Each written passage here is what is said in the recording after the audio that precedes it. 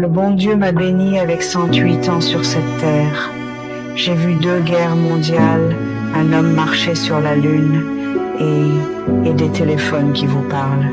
Et pendant tout ce temps, j'ai vu énormément de bêtises, surtout en ce qui concerne ce que les gens mettent dans leur corps. Mon nom est Hattie May, et tous les docteurs qui m'ont dit de surveiller mon cholestérol sont morts et enterrés.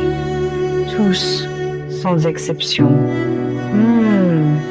Ils arrivent avec leurs diplômes sophistiqués et leurs nouvelles pilules et ils vous disent de manger ceci et de ne pas manger cela. Et la moitié de tout ça, c'est du pur non-sens. Payé par une compagnie qui essaie de vous vendre quelque chose dans une boîte.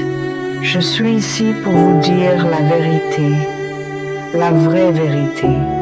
Le genre de vérité qui se transmet de votre arrière-grand-mère, pas d'une publicité à la télévision. Ce n'est pas une question de poudre magique ou de régime coûteux. C'est une question de nourriture qui vient de la terre, la nourriture que Dieu nous a donnée. Et j'en ai 7 aliments que j'ai mangés toute ma vie. 7 aliments qui sont la raison pour laquelle je suis encore assise ici à vous parler aujourd'hui. Maintenant, le premier, c'est celui sur lequel ils adorent argumenter.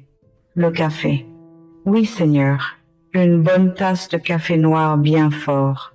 J'en prends une tous les matins depuis que j'avais environ 16 ans. Ils vous disent que ça va vous donner une crise cardiaque, que ça va vous rendre nerveux. Mon enfant, s'il vous plaît, ce qui va vous donner une crise cardiaque, c'est de vous inquiéter pour chaque petite chose. Ce café, il réveille votre cerveau. Il est plein de ce qu'ils appellent des antioxydants. C'est un message à votre corps qu'il est temps de se lever et de se mettre au travail. Le bon Dieu ne l'aurait pas fait sentir si bon s'il ne voulait pas que vous le buviez. Buvez-le juste noir. N'allez pas y mettre tout ce sucre et cette crème chimique. Ça, c'est le travail du diable. Le deuxième, c'est les bonbons de Dieu, les baies, n'importe quelle sorte que vous pouvez vous procurer. Myrtille, mûre, framboise.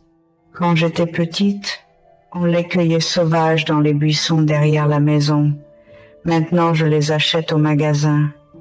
Mais j'en mange une poignée tous les jours. Elles sont sucrées, mais elles n'ont pas ce